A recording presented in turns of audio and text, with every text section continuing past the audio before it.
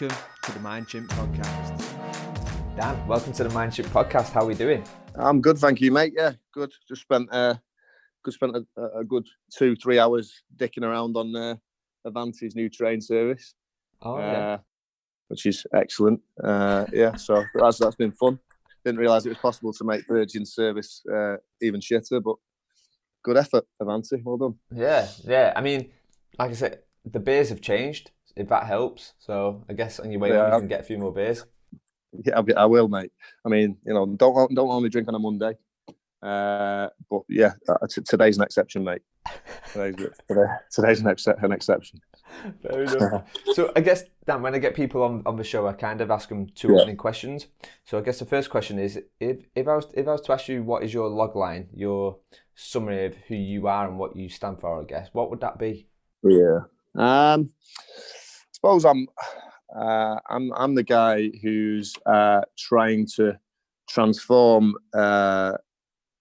what I think has become really dry, boring marketing and messaging across, pretty much every sector nowadays, because everyone's scared of saying anything different. And I'm trying to bring a bit more of the 1980s flair to it, mate.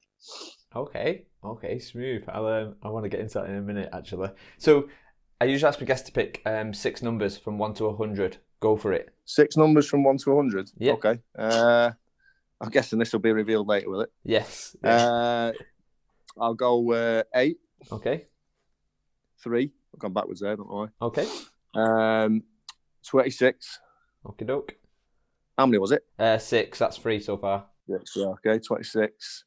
I'll go 13. Okay. Gone back again. I'll go 54. Okie doke. And I'll go 69 because it's funny. Okay, fair play. So we'll come back to these a little bit later on.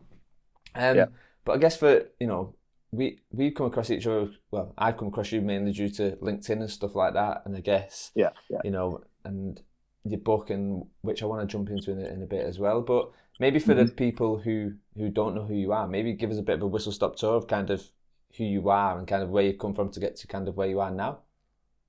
Yeah. Okay, mate. Well, I've pretty much done every job under the sun. I think that's why we're pretty good at putting content together and stuff for different industries, and I think that's why my writing often resonates with a lot of people, is because I've worked in a lot of shitty places and a lot of shitty jobs. But I ended up after doing pretty much everything. From joining the Navy to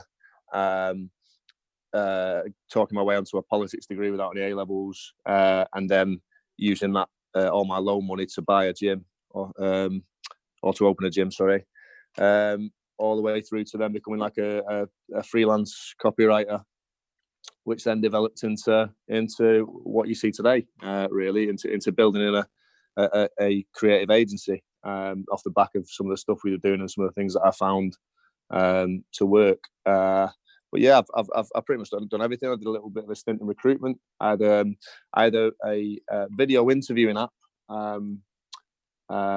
prior to video interviewing apps being a thing, and that fell on its arse. Okay. I've done pretty much everything, mate. Wrote 3 novels, all of which have been rejected multiple times. That was my dream when I was younger. I was going to be a writer. Turns out I'm not good enough. So as I think all failed writers probably go into marketing. Okay.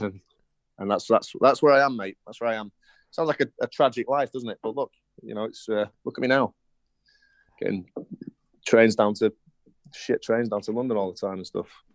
But it's interesting though, right? Like you say like it sounds like a tragic thing, but I think just listening to that, like, there's loads of questions just built on them before. So you've touched on a lot, politics, and then opening a gym, then copywriting, and then you've got was it called Vonkel or something? Yeah, it was Vonkel. Yeah, yeah. it was. I think I remember that. I'm sure I come across that. I used to work at Talk, and I think they used it. I think, or be highlighted it for something. But yeah, jump into that. I guess you bouncing across all different kind of industries. Like, yeah. What's obviously, given where you are right now and you're working in the creative agency, Yeah. what have you learned from kind of all of them? Especially, I guess one of the things I want to jump into really is that, the startup. What advice would you give to take into your next role, learning from startups? Always sign contracts. Always sign contracts before you do anything. That's one thing I've taken in. So one thing that we do now as an agency, and it's funny because a lot of my clients take the piss out of me for it as well, because they're all like, this just doesn't make sense. Because we put everything through on either a direct debit or a bank transfer prior to delivering any work. So we don't do any payment terms. And that means that we don't have cash flow problems. Everyone's locked in on 6-month contracts. And then clients actually get their invoice after they paid, which is bonkers, really, that we've got things going like that. But there's the reason behind it is because cash flow is such an issue. And I've made so many mistakes in not signing contracts and not getting money off people, and and having to chase payment. And these are all things that kill businesses. So that's one of the biggest biggest lessons that I've had in over the last few years is just, get contracts in place and get money off people. Like that's the whole point of businesses. You make money, and when you've got small businesses charging for a bit of work and they're on 30-day payment terms, and then you've got some big businesses that then aren't paying them for like 60 days, 90 days, and it's killing them. So it's kind of one of the biggest lessons for me is just I just don't take no for an answer. Like, if people value you enough and value the work that you do enough, they'll pay for it, and they'll pay when you tell them to pay.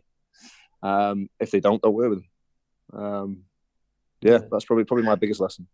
It's a weird one though, isn't it? Like you say, I guess if you take out the business contracts, I'm kind of similar in the fact of I just trust someone by the word. I'm like, yeah, he's not going to shaft me over, or he's not going to do, X, Y, Z. Yeah. But then I guess when it's business, it's a whole different ball game. A whole different ball game, mate. It's just realizing that everyone's out for themselves. And of course they are. Like, we live in a capitalist society. Of course everyone's out for themselves. So it's just get things in writing. No one is your friend. They're not. If it's their livelihood over your livelihood, there's only one thing coming first. So it's just making sure things are tight. So you're not going to, because honestly, there's so many businesses fail on it, and there's such good businesses and such good concepts and such good teams that end up falling on their ass because of cash flow issues. But just get money up front. It's the whole purpose of business. Money. So I guess kind of going from Bonker. So you said it kind of fell on its ass a little bit.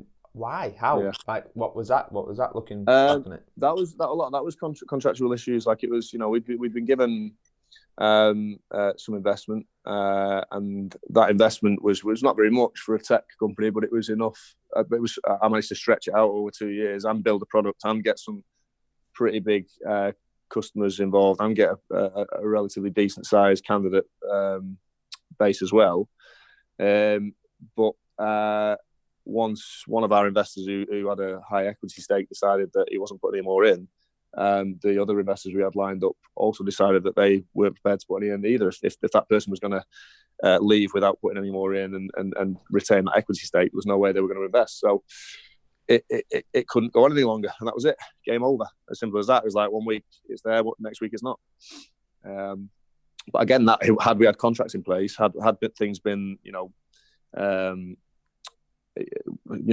everything been kind of firmly in place prior to doing any of that, we wouldn't have fallen on our ass. It's just naivety, I think, a little bit of, probably on both sides, probably on both ours on the investor side. So it's interesting. So you go from something like that, and then now you're in Offended and your book, which is called Fucking Good Content, which I read 2 weeks ago. So I had to go over to Greece to do some talk, and I read it on the plane in one go. I was like, this is fucking brilliant. So like how that leap from there to like Offended, and maybe we talk about actually what Offended is to people who don't know. Yeah, so I mean, it came from when I was actually building Venndorly, a lot of the way that I kind of survived was by doing freelance copywriting. And once Venndorly shut down and fell on its ass, it was just a case of, I needed to find, some more freelance gigs. And I started working as a copywriter for a tax firm, of all places, a bit of tax software. Then I went from there and got an opportunity to go and head up all the B2B content for a startup called GradSuch. got them doing a lot of LinkedIn things and a lot of stuff that we were doing that was getting them a lot of inbound leads. And then from there, I realised I was kind of onto something. I was developing my own kind of not only just copywriting style, but my own methodologies, my own ways of doing things that seem to consistently work across either multiple individuals or different brands as well. So, and started getting a few freelance clients, and then it was just a case of some of the people on the board of GradTouch said, "Well, why don't you just, why don't we back you and you go out on your own again? We spin this up as its own agency because clients coming in thick and fast. It's working consistently. We're getting people results. It seems like a bit of a no-brainer." And it went from there. And then at the time, I think the working name was Twickle. We were trying to do all sorts of different things. And then it was less than a year ago now. We spun it off as a Fended. And it's going well, man. It's going well. We're getting bigger and bigger contracts. We've grown from it being just me to now we're at it's probably 6 of us. We're ready to take on more again. It's going a lot better than Vonkel did, mate. And I can actually fucking eat and pay myself. Great. Which is always a win.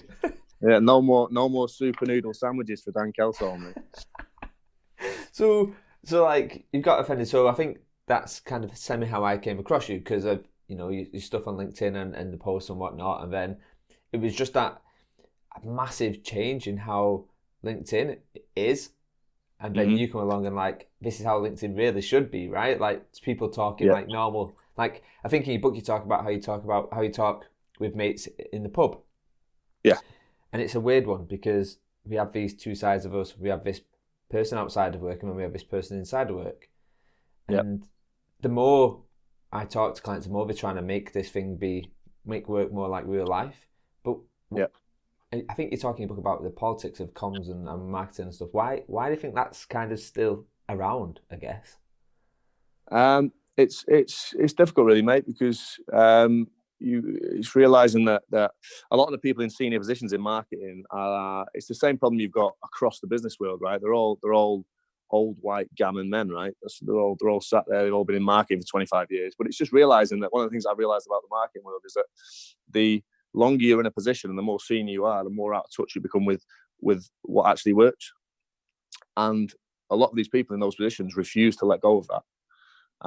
And some of the creative, honestly, some of the clients that are coming to us at the minute are massive. I mean, we started working with a challenger bank in Berlin. We've got people coming to us from the private healthcare world. We've got some of the creative that I'm seeing these brands have put out in the past that have been led by experienced creative directors or creative teams in agencies is absolutely fucking terrible. It's the worst thing I've ever seen in my entire life, some of it. And it's almost incomprehensible how crap it actually is. But these people are in their own little bubbles, and marketing is just full of little cliques and little bubbles. But the thing is, it's changing.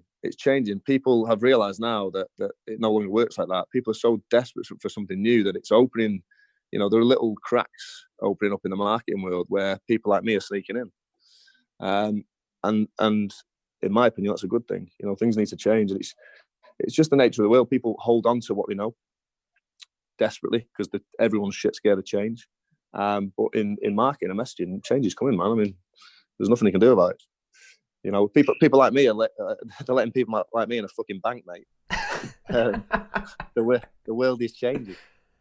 But it's a good point, right? Because I guess the thing what you just mentioned there, it's something called Peter's principle, I think. So basically, people work their way up. They'll do good at a job, they'll work their way up. They'll do good at a job, work their way up, and they get to a role what they can't do. But then they have to stop there because they can't go any higher. So what you end up with is a load of people doing a job what they can't do at the top of the scale. But I think you picked up something really interesting. So, like in my world, it's kind of a lot of it is L&D or employee experience or whatever else. Mm-hmm. And part of what we're meant to do is get people excited to do this learning stuff over here or whatever. Yeah. But then, part of what we should be doing is kind of getting them curiosity, getting them excited, whatever else. But then I guess we have to roll out the same comms and the same usual stuff, like the same churn what gets put out over and over again.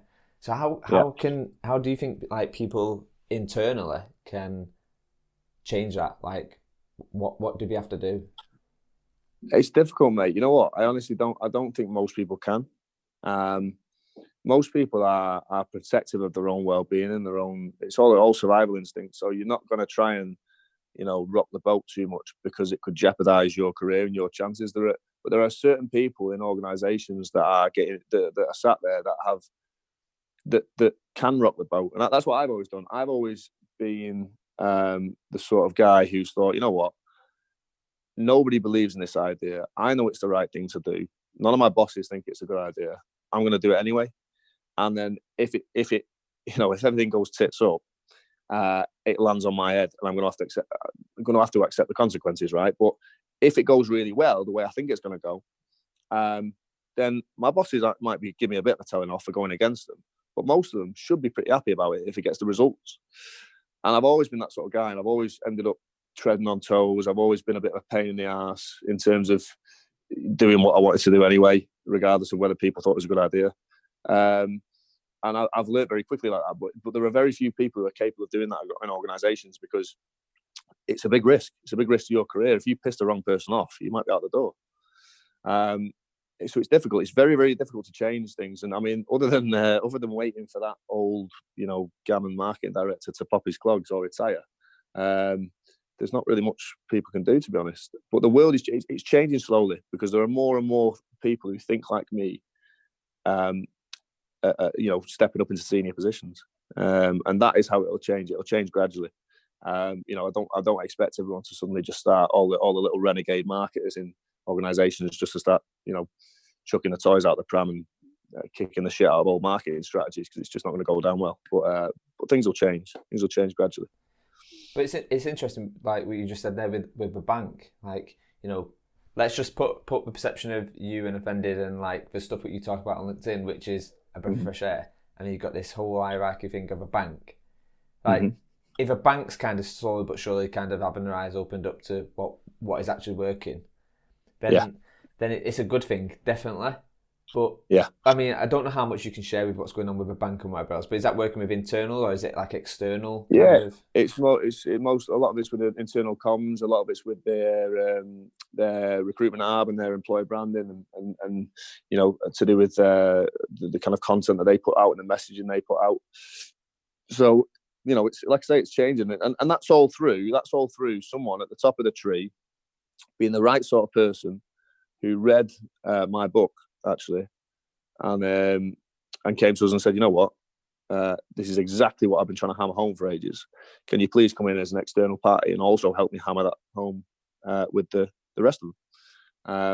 And that was how it started. And that's what I'm finding as well is the bigger the leads we get, it's all because we find one or two people in these organisations who think like I think. It's just that they've never really had the support or the backing of anyone else like me in there. But so it makes sense for them to bring in an external source to help them get things moving in the right direction. So, like I say, things are changing gradually, but slowly. Hey, sorry we interrupted your podcast, but we just wanted to let you know about Venndorly, where finding learning has developed. At Venndorly, we understand the pain points of looking for reliable vendors and securing new clients. We've created a platform to help you with this, save you time, and help you flourish. We want you to be the first to see it, so head over to venndorly.co.uk and take a peek. That's Venndorly with a double N. So the book, I came across a book. I think it was a girl called Eva Adams who put me onto it, and then then Dave Purcell reached out. He was like, "You need to read this book. This is like right up your street." So then I was like, "Right, cool. I'll read it on the plane." But why write a book? I guess is the first one. So it wasn't intentional necessarily. I can't be doing with. I'm very much on Mike Winnett's side when you get all these people going, look at me, I'm an Amazon bestseller. I mean, it's so easy to get an Amazon bestseller nowadays. It just means diddly squat. But I wrote a book because I wanted to test the theory. So we have a methodology called the FGC methodology, which is all about strategy second. So we don't put strategy first. What we do is we create as much content as possible, stick it out to a target audience, and then whatever we learn on that, based on how that content does or that messaging does, we then build a strategy around it. and that's how it works. But my thought was that, let's put this to the ultimate test, and let's see how quickly we can write a book, and let's see if we can get that book to be successful and to be a bestseller. And if we can use that same methodology to write a book, we can use that methodology to do absolutely anything. And so I wrote the book in 20 hours, didn't proofread it, put it out after the first design run, and got it out into the open. And I think it's sold, I think we're well over kind of 8,000 copies now, which is massive, really, for a book that was written in 20 hours, filled with spelling errors. And I'm pretty sure, mate, it's mostly just pictures of stickmen. But it proved the methodology. If you can do that with a book, you can do it with anything. And it's all about things aren't about building strategies and guessing what your audience want to see. Why guess what your audience want to see when you can put it out to them quickly and you can find out straight away whether they want to see it? And if they want to see that, and that's what the kind of stuff they like, you just produce more of it. And that's how marketing should go, not the other way around. It's interesting. I remember in your book, I think you called it like the Grammar Police or something like that. Maybe it was I can't remember now. Nazi Police or something. I can't remember. Grammar Nazi, sir. But it's good because I'm dyslexic, so all my posts I put out there, they're all over the show. It's full of made up words most of the time. And I found it quite refreshing. Someone just calling it out and saying, "Look, the chances are, if you're looking at the spelling mistakes, you're probably going to miss the message anyway." Yeah, you miss the message, of course you do. And the thing is, especially on social media and things like that, where everything's about quick content, it's all about quick content creation and how quickly people can digest stuff, right? So when people are going into it, you've got these people who are harping on about how important spelling and grammar is and getting it perfect and all the rest of it. But then I look at these people who are doing that and they're getting like fucking 2 likes a post if they're lucky. They're all there ranting about what good content looks like in terms of, being spelt the right way or being grammatically correct. And yet these guys can't even drive an audience or get any engagement on anything they produce. So they're talking shit. I mean, what's more important to you, right? Engagement off the right audience so you can actually sell something to them. You can build an audience you can actually monetize, or getting your fucking spelling and grammar right. I know which one I'd rather be better at. And it's these idiots that just concentrate on the granular things that don't actually matter. I'm not saying that spelling and grammar isn't important. Of course it is to a certain extent. You couldn't just fucking hammer all a massive, an email that just didn't make any fucking sense to people, because then you're not communicating properly. But the occasional spelling errors, some grammatical errors in there, does it really matter that much? If the messaging's great, if it's strong, if it resonates with people, does it fuck? And also, yeah, exactly. And it's that other thing of recognizing that there is a huge percentage of the population who are dyslexic, right? I actually think it's probably higher than studies suggest, because actually a lot of people, especially the older generations, would never have the chance to be diagnosed with dyslexia. And I've got 2 best mates who are dyslexic. I mean, so dyslexic I can't even fucking understand the text messages. I have to ring them and say, "What the hell are you on about?" Because I'm not sure whether they're drunk or just being dyslexic. But that's the world we live in, and we don't live in a perfect world. So striving for perfection and sitting there thinking everything has to look right and be, it doesn't, and it's bullshit, and it's not the way marketing and messaging should be. So then I kind of like the stuff what I like with the stuff what you put out on LinkedIn and on Twitter and stuff. For me, it does a few things. So you have honest, normal chit chat. Like the sort of stuff what you'd say, like you say to the guy in the pub, and you say the stuff what people don't want to say, and this is on social media, right? This isn't even as a business. This is me as a person. Why? What do you think the barriers are? I think on yours was it chocolate dildo, I think, and then there was a couple of others what I pulled out in the book as well. But why is it people as a person don't want to say that? Do you think on social media? Because it's all about these things that we all these rules, right, that we're trying to adhere to, all this professionalism, is they're just societal constructs that were made up at one point by old white men, right? And the fact that we're all sat there saying you can't say that, because this is what I always say to people when I say things, or I'll say stuff in board meetings, right? With some of these people are like, this guy who was in a board meeting with the other day who's like worth 150 million, and I'm saying all sorts of shit in front of him, and you should have seen his face.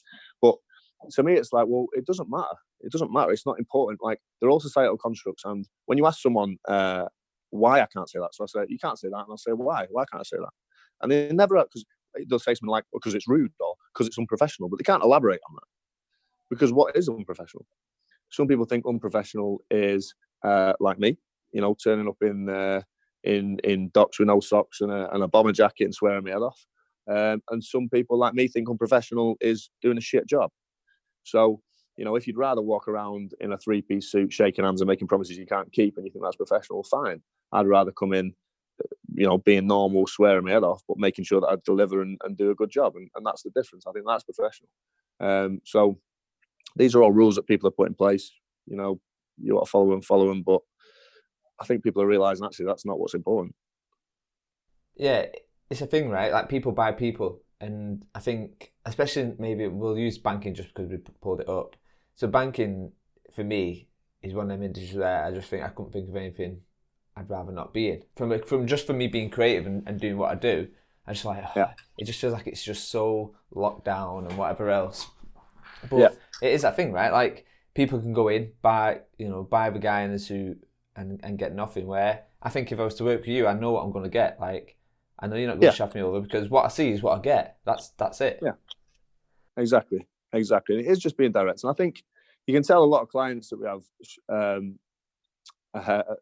some of the stiffer ones, the ones in stiff industries that are, have this kind of false air of professionalism about them. When there are certain things that I'll say to them, or if somebody comes up with an idea, I'm not the sort of person who'll go, oh yeah, that's what's a fantastic idea. I'll say it's shit. That's not a good idea, and this is why. I think they struggle to deal with it, or certainly at the start have struggled to deal with it.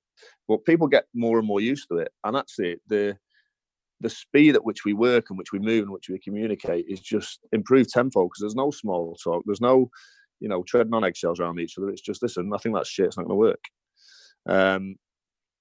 And it's better for everyone. It's better for everyone involved. You just got to get used to it. And you just got to kind of, leave your ego at home, because there's no real room for it. And that's, I just think that's a better way of communicating, mate. I think it's a better way of communicating because it's honest, it's true, it's open. You just can't get offended very easily. But I think it's a good thing as well, like, especially when we see it in corporate environments, like, oh, you've got to give someone feedback, or you've got to do this. And I think we get so scared now of just being direct, that we put so many layers over what we want to say, that by the time we say something, it means nothing like what we need it to say anyway. Exactly, mate. Exactly. And it's daft. It is daft. Tiptoeing around each other gets you nowhere. And that's one of the things that is just that my team are learning with each other is just, don't we can kind of produce whatever we want to produce, but at the end of the day, like, as creatives, it's very easy to be precious over the stuff that we create, but you've got to get very, very used to people telling you that something's shit or that it won't work. And ultimately, really, I mean, we can all have opinions and things as creatives, but ultimately the only opinion that matters is your audience anyway. And it's getting very, very used to creating as much content as possible, sticking it out there, and getting used to the criticism or things failing, because that's actually where you learn. It's not being told that you're great all the time. That's never a good thing. So obviously the content that you put out there is brilliant. Like, it stands out miles ahead of the other content what's your usual churn on LinkedIn. So I guess I was talking to Kate Graham, who mentioned you on Twitter the other day, and she was cheers, like, Kate. Yeah, she's a good egg. But I guess one of the questions she asked me to ask you was kind of, is good content enough? Like, do we have to game the system with the fact of like SEO, the algorithm, keywords, and all that stuff? Like, should we even have to do that? Like, how are you getting around it, I guess? It's difficult, mate. It's difficult. It's such a difficult question to answer, because every brand's different. Like, some brands will need a medley of all sorts of things. But then again, I've seen brands grow just on the back of good content, because they've created an audience. And it doesn't matter how good your SEO is. If you built an audience somewhere and you tell the audience to go and check out your website or check out your product or check out your service, you can't really, you're not going to get better than that. You're going to get tons and tons of traffic, but not every brand's capable of doing that.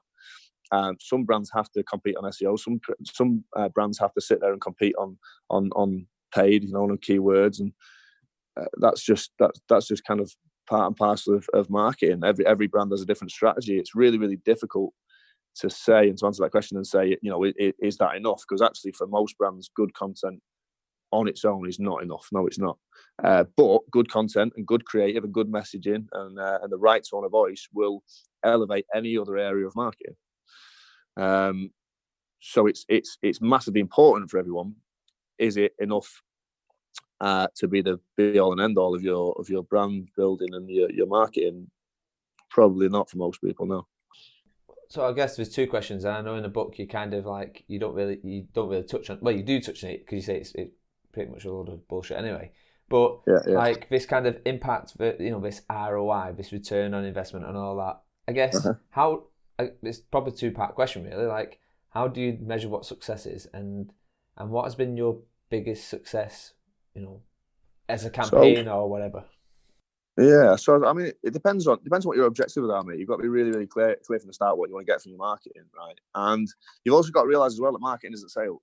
Like, this is the other thing that people often get wrong. So I always harp on about a return on investment, and I got all the sales guys going, "Yeah, this market gets it," and then they'll come to me expecting, to do one social media post and get a £500,000 lead, and it's like, no, you big fuck, that's not how it works. But it's just, you've got to set clear objectives. You've got to be able to say, well, this is where we're hoping to get to, and that's essentially it, really. It's a bit it's difficult, really. So return on investment is all based on your own objectives. So it depends. Are you looking for leads? Are you looking for more traffic? Are you looking to grow a bigger following? It depends. And then when are you looking to achieve that by? And if your marketing is going to cost you X amount over the next year, what is a return on investment going to look like, and how are you going to achieve that and get to those goals? That's what you should be looking at. It's about long-term vision. It's about not expecting things to happen overnight, especially if you're building a brand or a social media channel or something like that from scratch. It is not going to happen overnight. So if you're sat there and you've got fucking 40 LinkedIn followers, I don't care how good the content is that you produce, you are not going to start getting 50, 60 grand, 100 grand leads in tomorrow.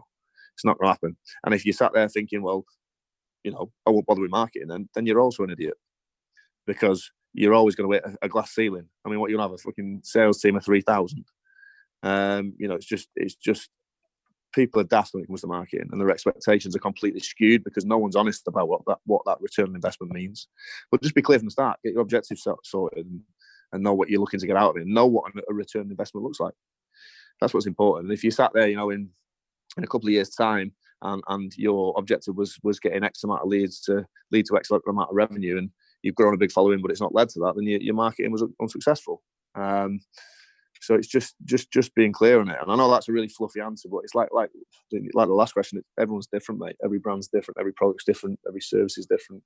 We're all servicing different people, different audiences. So it's hard. It's hard to nail down in one answer, really. So I guess going back to, I'll just use MindChimp for the sake of it. So MindChimp as a podcast, as a brand, it's me. Like, that's it, me and my own.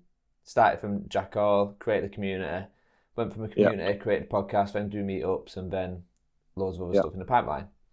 But how does someone move from, say, and I'm not saying I'm going to monetize MindChimp, because I won't, but how does someone move, if they've got that following, to move from it being just like a freemium model, where you give loads of people loads of free stuff, and then and then how do you move it from that to, actually, I need to tap into this now, I'm a fish rolled in this barrel, and I need to sell something? How do you do that without kind of offending, I guess, the people who are there for the free stuff?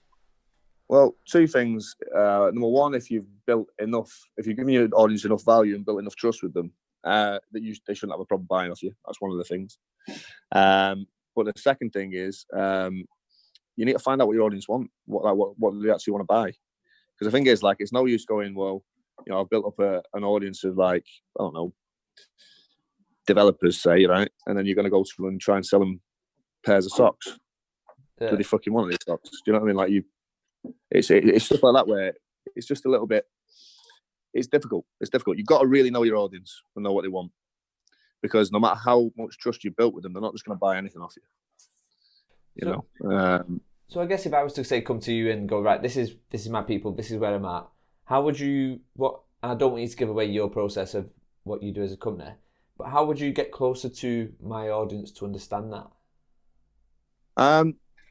Difficult, really, mate. I mean, you'd analyse whatever data it is that you get off your, I mean, I presume you collect data on your listeners, do you? Yeah. Yeah. So that's your starting point. You know, and you get out there and speak to those people as well, and you do more research around what those people want to see, what they buy. There's loads of different things you could do, but you need to really get to know them prior to. I wouldn't even start. I mean, then again, it depends how well you know them already. You might already know them already. You might know what they want to buy. So it depends. But your starting point is analysing that data and seeing what their buying habits are, the type of places they hang out. Loads of different things. Yeah, and kind of just get super close with what it is they're kind of already doing and what they're already kind of, I guess, into. Yeah, because otherwise you're going to try and sell them some shit that they don't want. Yeah, pair of socks. Yeah, a pair of socks, man. I mean, I'd like socks. Yeah. Don't know whether your audience would. It's a good point. So going back to kind of like Offended then, so what's been your biggest successful campaign? And this can be, say, as you or as, say, something you've done for your client or whatever. Mm-hmm. What's the one what really jumps out? We've done all sorts. My favourite, I mean, in terms of success, they're all successful in their own right, mostly. Yeah. We rarely drop the ball, but the biggest one is probably all the projects, which is